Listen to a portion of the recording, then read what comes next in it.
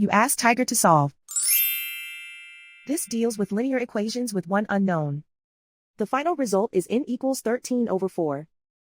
Let's solve it step by step. Simplify the expression. Simplify the arithmetic.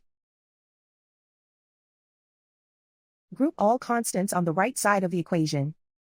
Add 26 to both sides.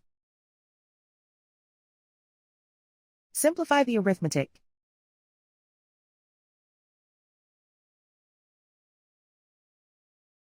Isolate the n. Divide both sides by 8.